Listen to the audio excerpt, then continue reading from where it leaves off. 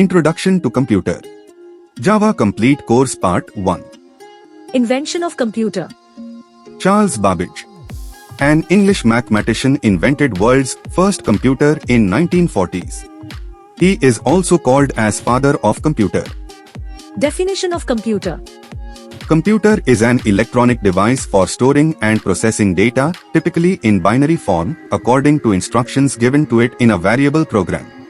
It is also a collection of hardware and software components. For example, hardware components: CPU, RAM, ROM, keyboard, printer, monitor, etc. Software components: operating system, applications, etc. Microprocessor or CPU. A microprocessor is an electronic component that is used by a computer to do its work. It is a central processing unit on a single integrated circuit chip containing millions of very small components, including transistors, resistors, and diodes that work together. They are created using a technology called as semiconductor technology. Types of transistors. Any device which is made up of transistors is referred to as working in semiconductor technology. These devices are called as semiconductor devices. A transistor is a device that regulates current or voltage flow and acts as a switch or gate for electronic signals.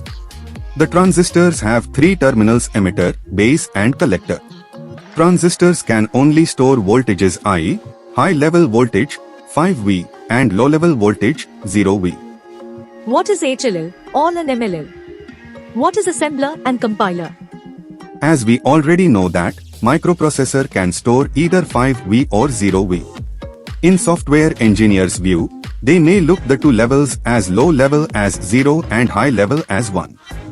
Machine level language. To program for first computer was not simple task for the programmers, because microprocessor only understands zeros and ones.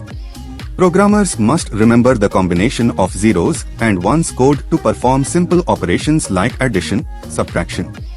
This combination codes are called as machine-level language. It is also referred as low-level language.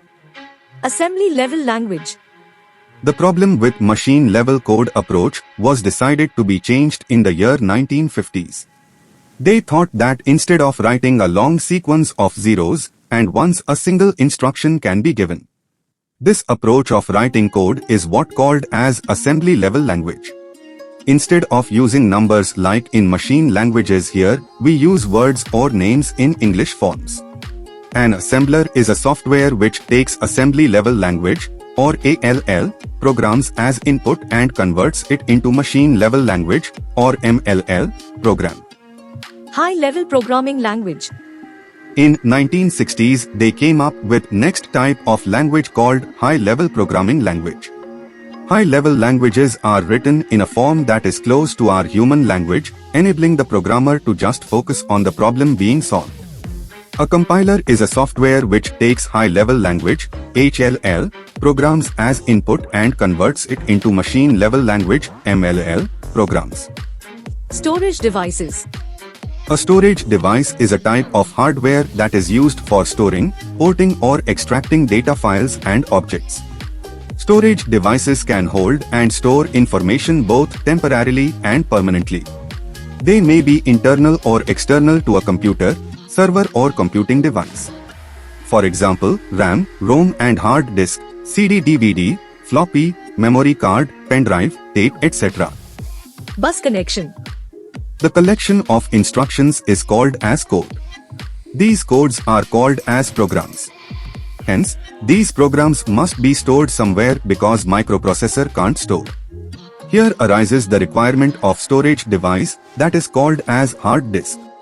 The connection between hard disk and microprocessor is achieved by bunch of wires called as bus connection. Working.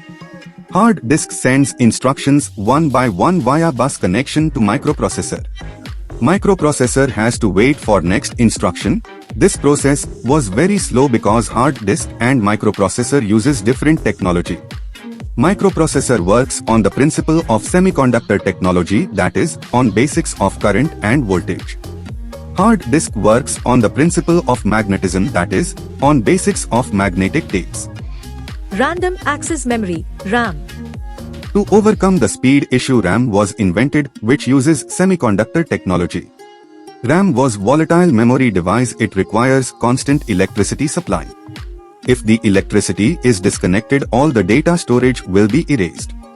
To overcome the speed issue, RAM was invented, which uses semiconductor technology. RAM was volatile memory device. It requires constant electricity supply. If the electricity is disconnected, all the data storage will be erased. Advantages and disadvantages of random access memory or RAM. Advantages of RAM is it is fast and compact. Disadvantages of RAM is it's very expensive and volatile in nature. Advantages and disadvantages of read-only memory or ROM. Advantages of ROM is it's cheap as compared to RAM and non-volatile in nature. Disadvantages of ROM is it's slow as compared to RAM and bulky in nature. Thank you for watching. Like, share and subscribe to this channel and wait for the Java Complete Course Part 2.